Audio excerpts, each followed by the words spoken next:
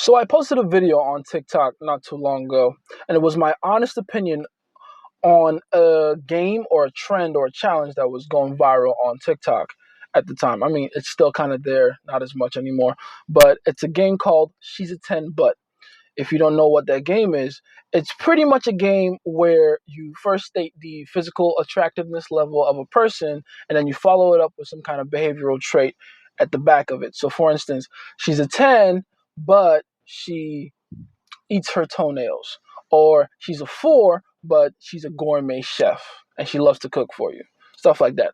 The point of the entire game is to figure out what the person that these questions are being asked value in the opposite sex, a relationship, etc. And my opinion on this entire game was, and still is, because I still maintain what I said, the game only works well for women.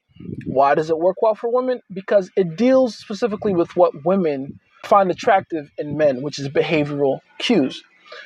Women are designed to seek out the strongest male, which means primarily a woman's attractiveness to a man is based on his characteristics, the way he behaves, the way he presents himself to the world, the way he is. So a man with less than favorable behavioral cues will inevitably affect his attractiveness score in a woman's eyes. However, the exact same thing doesn't work for men in that same way. A man doesn't look at a woman primarily through the lens of her behavioral cues. We look at women primarily as visual creatures. We look at them for the replication value that they represent to us by just looking at them, as in their genetic expression. That is all we need.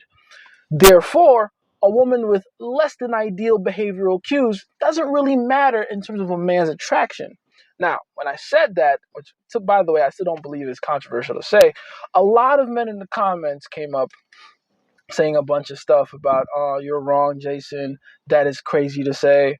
There was just, in general, a lot of grandstanding and a lot of, let's just call it feminine talk. Because that's what it sounds like to me when grown men try to argue for the feminine perspective.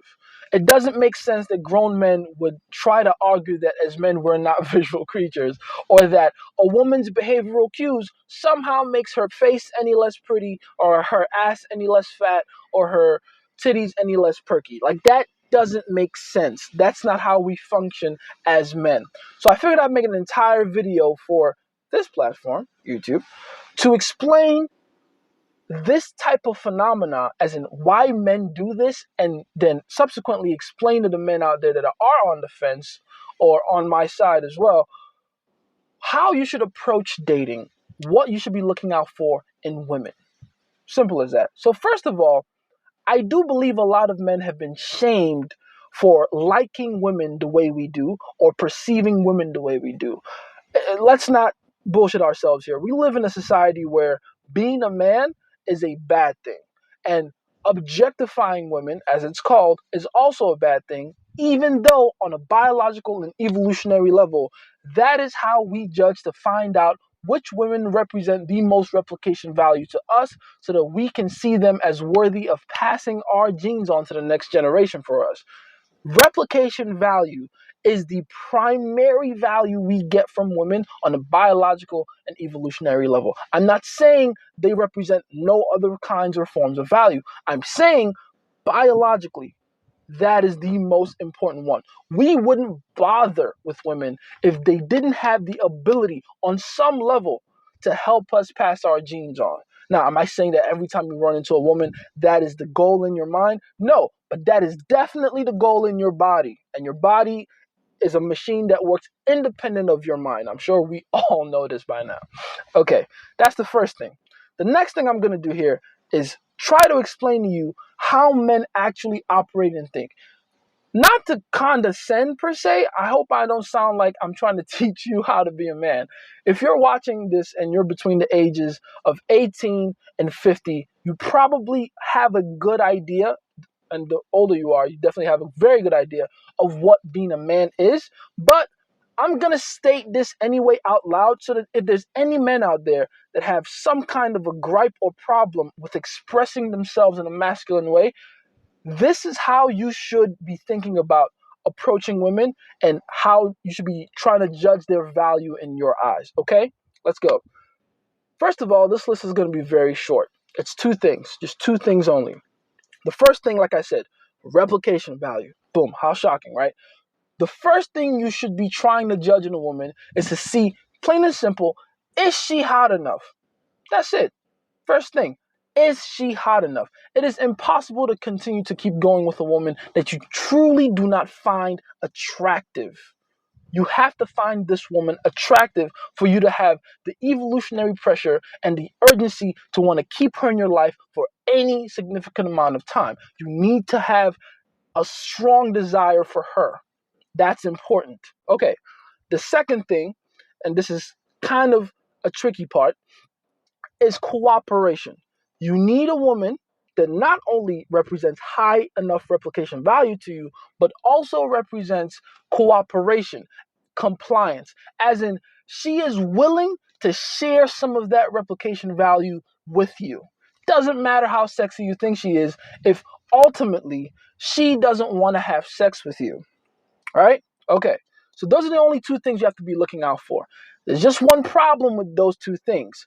They're inversely proportional. You see, the way the sexual and dating marketplace has been set up by its very design is that usually what you'll find when you go out into the world and talk to women is that the ones that represent the highest replication value are also usually very low in cooperation and compliance, whereas the ones that are willing to cooperate with you at the highest levels are usually very low when it comes to their replication value.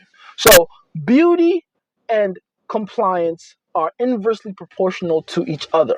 What you're then trying to do as a man, and this is what every man is trying to do, whether you've known it or not, I'm about to put it in words for you. You're trying to find the woman that represents high enough replication value to you and also high enough compliance to you. And depending on the kind of man you are, the value you represent to women, the game you have in terms of the ability you have to represent value to a woman. By the way, if you want to go into a deep dive on value, that's the second part, I believe, of my course. It's completely free. It's here on YouTube, link in the bio. Not to lose my train of thought here, but we're trying to, all of us, find a woman that's hot enough and cooperative enough. That's it. Plain and simple. Now, depending on how good your game is, the better the deal you'll get, right? Most men cannot deal with beautiful women, much less or even have access to them to begin with, which is why they settle for less than ideal looking women, but with a decent amount of cooperation.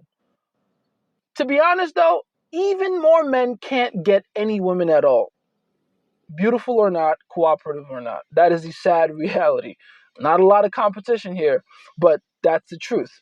Then the next tier is men who can get women, but they're not that beautiful, but they are cooperative. I want you to be at my level, which is where you can get highly desirable women that give you high levels of cooperation. That is all I'm here for. That is my entire channel. That is my entire business. And I'm happy to help you with that. Now, that's all I got for you today. Hopefully that's helped to clear some things up for you. Hopefully that's helped to clear any confusions you may have in your mind and give you some boldness and bravery around knowing what you want as a man and not being apologetic about going to get it. All right. I'll see you soon.